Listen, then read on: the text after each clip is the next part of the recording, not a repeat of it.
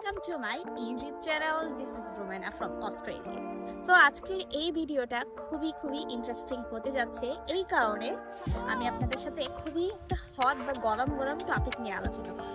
আপনারা অনেকেই আমাকে আস্ক করেছেন বা কমেন্ট করেছেন যে এসএসসির পরে কিভাবে আমরা অস্ট্রেলিয়া আসতে পারি।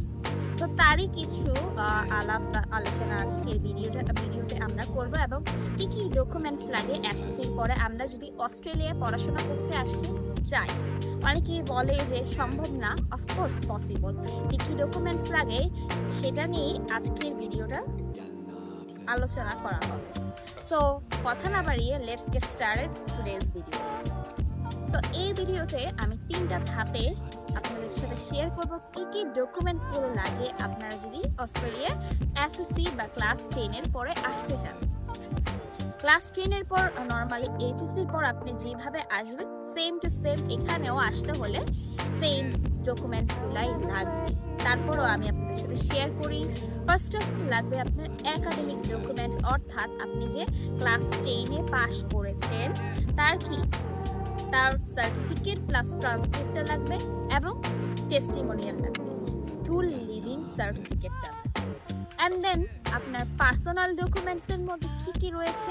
পার্সোনাল ডকুমেন্টস এর মধ্যে রয়েছে আপনার পাসপোর্ট, বার্থ সার্টিফিকেট এবং লাস্ট অফ অল আপনার রিসেন্ট ফটোস লাগবে পাসপোর্ট সাইজে।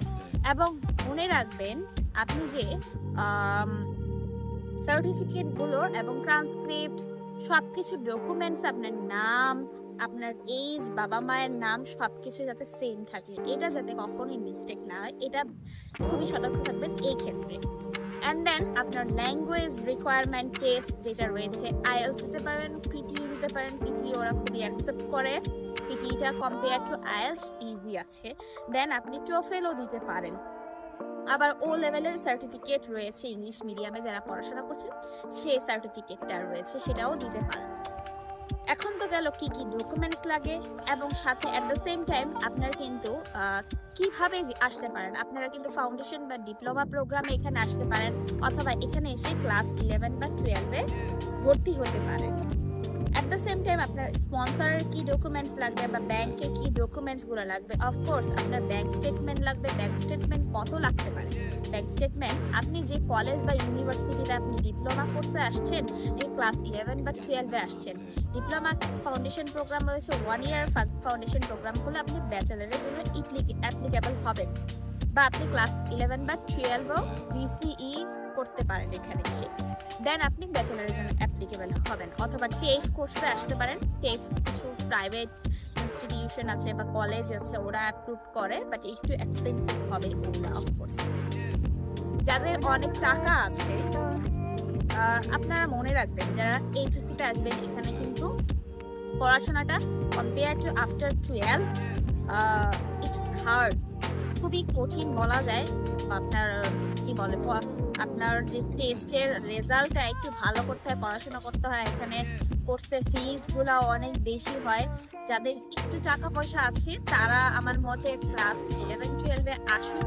আপনার বাবা মা ব্যাকআপ দিয়ে অথবা পার্ট টাইম জব করতে পারবেন, পড়াশোনার চাপ করতে পারলে অতটা স্যালারি দেওয়া হবে না। এখানে কিন্তু এজের ওপর ডিপেন্ড করে স্যালারি দেওয়া হয়। তো আপনি এজ যত কম হবে স্যালারি এটাও তত কম হবে। সো এটা একটু কেয়ারফুল। এবং আমি বলতে চাই ব্যাংক স্টেটমেন্ট কি, লিভিং কস্ট এবং টিউশন ফিস সেম এইচএসসি পরে যারা অ্যাপ্লাই করতে চাচ্ছেন সেম টু সেম এসএসসি তো আপনার 1 বছরের লিভিং কস্ট কত হবে, টিউশন ফিস কত হবে, সেটা সমপরিমাণ ব্যাংক স্টেটমেন্ট দেখাতে হবে। এবং আপনার স্পন্সর কি হবে, বাবা বা মা হতে পারে, তার স্পন্সরের ইনকামের যে পেপারস গুলো রয়েছে, স্যালারি শিট রয়েছে, এগুলো সব কিছু শো করতে হবে। এবং ওভারসিজ হেলথ ইন্স্যুরেন্স, আপনাকে এখানে আসলে অফকোর্স হেলথ ইন্স্যুরেন্স লাগবে, সেই হেলথ ইন্স্যুরেন্সের ডকুমেন্টস লাগবে। GTE genuine temporary entrance statement লাগবে। আপনার ইউনিভার্সিটি বা কলেজ থেকে বা স্কুল থেকে যেই ইনস্টিটিউশন বা কলেজ অ্যাপ্লাই করেছেন সেটাতে কিন্তু আপনার সেখান থেকে একটা ওয়ান কল ফোনে একটা ইন্টারভিউ হবে। ইন্টারভিউতে অ্যাপ্রুভ হলে তারা কিন্তু একটা স্টেটমেন্ট দেবে, সেই স্টেটমেন্টে হচ্ছে জিটিইর একটা পেপার লাগবে, স্টেটমেন্ট লাগবে।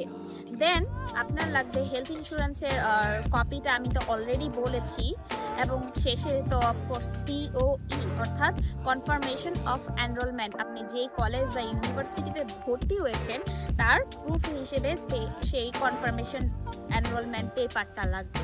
এবং last but not the least, আপনার ভিসার কপি, আপনি যে অ্যাপ্লাই করেছেন ভিসার কপিটা লাগবে, সাবক্লাস 500 ভিসা। তো এইসব ডকুমেন্টসগুলো যদি থাকে, এবং last but not the least আমি বলেছি শেষে একটা খুবই একটা ইম্পর্টেন্ট নোটিস দিয়ে নিই, যাদের বয়স 16 ইয়ার্সের নিচে তারা কিন্তু ক্লাস 11-এ অ্যাপ্লাইয়ের জন্য অ্যাপ্লিকেবল নয়, এটা কিন্তু খেয়াল রাখবেন।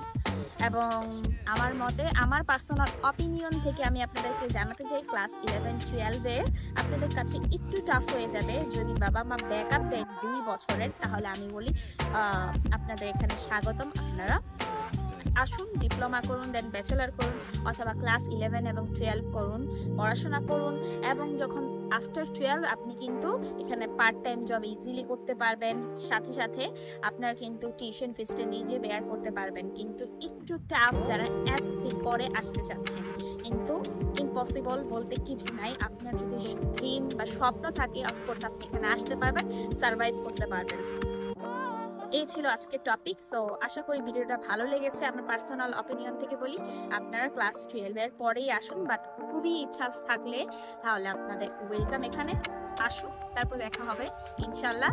তো এই ছিল আজকের ভিডিও। যদি ভিডিওটা ভালো লাগে তাহলে আপনার ফ্রেন্ডস ফ্যামিলি মেম্বারসদের সাথে শেয়ার করুন, এবং don't forget to like, comment, share and subscribe. দেখা হচ্ছে পরবর্তী ভিডিওতে। সেই পর্যন্ত সুস্থ থাকুন, ভালো থাকুন, আল্লাহ হাফেজ, আসসালামু আলাইকুম, বাই বাই।